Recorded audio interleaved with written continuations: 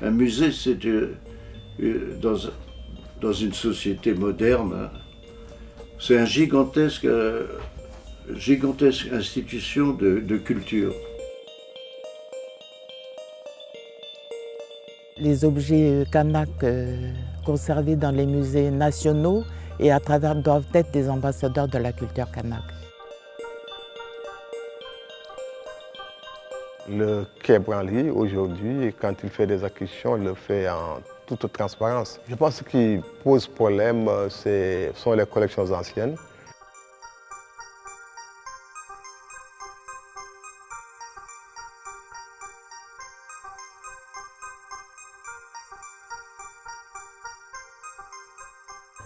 Lorsque le musée du Quai Branly est inauguré en 2006, c'est l'année aussi de l'idée de la défense des peuples autochtones. Donc c'est un mouvement général de reconnaissance des peuples minoritaires et donc de la part de la France, pays des droits de l'homme, je pense que c'est important.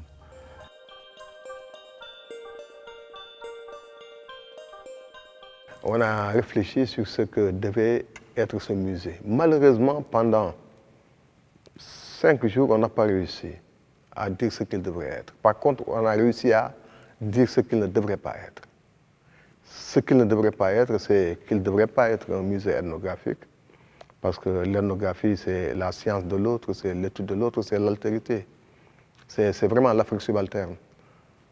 Qu'il ne fallait pas qu'il soit un musée anthropologique, parce qu'au nom de l'anthropologie et des races, on a commis les plus grands crimes, dont l'esclavage et la colonisation. Au XXIe siècle, il y a une circulation mondiale des personnes, des touristes, etc. Et donc, pour moi, un musée, c'est dans une société moderne, hein, c'est un gigantesque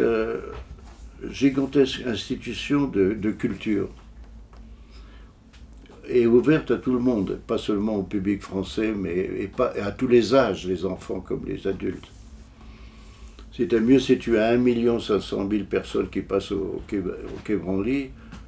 Est-ce qu'il y a un seul professeur en France, même au Collège de France, qui a 1 million d'auditeurs?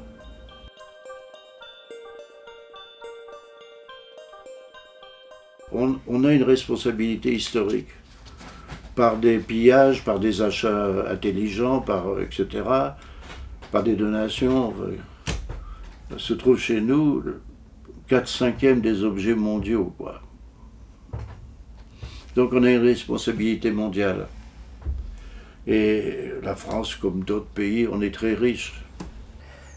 Moi, je considère que nous avons d'étroites collaborations d'étroites relations avec le musée du Quai Branly.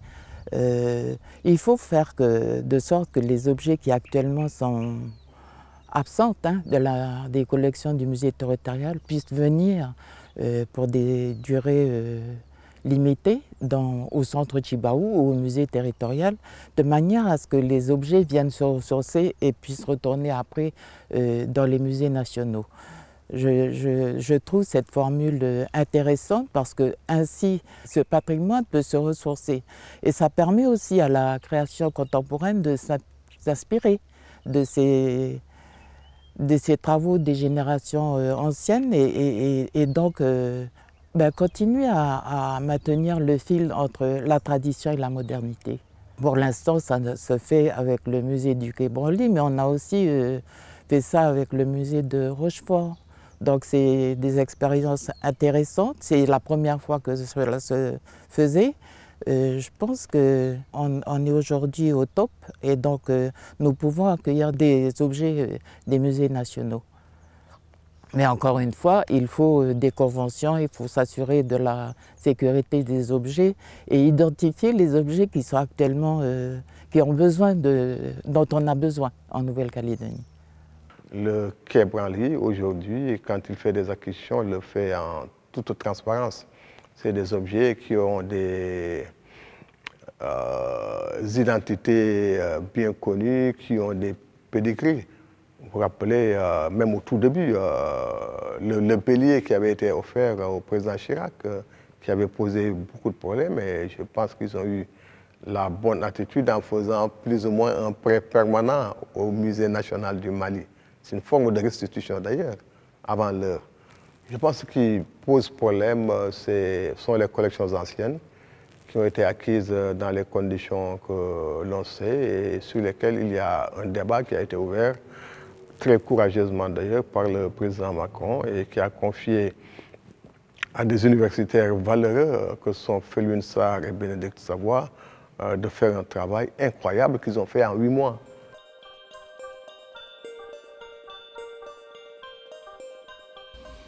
Donc les restitutions, à mes yeux, ça ne peut être que coup par coup, quoi. Mais avec cette idée que beaucoup d'objets sont prototypiques, c'est-à-dire que le même existe dans 10 musées américains, allemands, danois, français. Qu'on peut toujours aussi accompagner la restitution d'un objet par la banque de données des objets du même type qui existent dans plusieurs musées. Donc la restitution des objets, c'est une nécessité à la fois morale et quand ça n'a pas été vendu dans des conditions légales, donc il appartient pleinement à notre pays. Je pense que dans ce renouvellement, il y a un débat intellectuel auquel participe le musée du Quai Branly. Moi, je le vois dans les années à venir s'appuyer quand même sur son patrimoine qui est important, même si une partie de ce patrimoine-là va partir, je pense que ce ne sera pas la fin du monde, et s'intéresser davantage à la production contemporaine. Le gros du débat se joue en Afrique, et ça a commencé déjà la CEDEAO, qui regroupe 15 États africains, va organiser au mois de juin une rencontre des chefs d'État et de gouvernement pour réfléchir sur la question. Ils ont déjà fait une déclaration. Et l'idée, c'est d'avoir une approche commune. C'est vrai que tous les pays ne sont pas au même niveau en termes d'équipement culturel, en termes de formation, en termes d'importance de collection, etc., etc. Mais c'est les pays. Il faut raisonner ici en termes civilisationnels. Et l'idéal serait vraiment que tout le monde puisse se mettre ensemble et que même si on récupère les collections, qu'on comprenne que ces collections, quand elles ont été constituées, on n'était pas des Sénégalais, des Béninois, des Maliens, etc. On était des Africains dans des ensembles très différents. Et que ces collections puissent voyager à travers l'Afrique dans de très grandes expositions itinérantes qui feront la fierté de tout le monde. Donc le Quai Branly, je comprends, c'est pas simple parce qu'il va perdre quelque chose. Et un conservateur est un conservateur. C'est toujours un arrachement. C'est pourquoi je pense qu'on doit être très didactique. On doit comprendre que cette chose-là ne doit pas se faire du jour au lendemain. Et très probablement, on n'a pas besoin de tout récupérer. Il y a des choses qui peuvent être là-bas, de très bons ambassadeurs.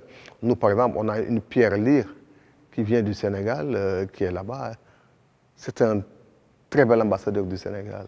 Moi, je voudrais dire que les objets ne reviendront pas. Il faut trouver d'autres formes de relations avec les musées détenteurs de ce patrimoine dispersé. Lorsque Roger Boulet a fait l'inventaire, on se rend compte que les objets Kanak sont partout dans le monde entier.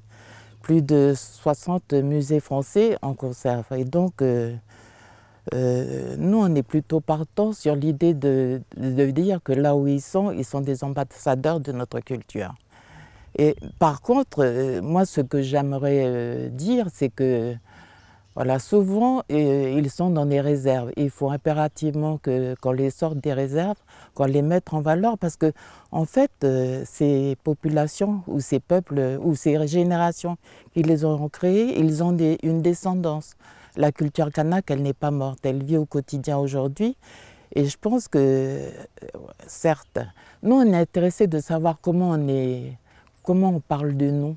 On aimerait qu'on dise de nous qu'on est un peuple qui vit, qui se bat pour la reconnaissance de sa culture, qui au quotidien crée. C'est un peu le sens du Fonds d'art contemporain kanak et océanien. on a continué à créer, on a continué à établir des relations avec les pays du Pacifique. Et donc, oui, moi je suis pour l'idée de dire que les objets kanak conservés dans les musées nationaux et à travers doivent être des ambassadeurs de la culture kanak.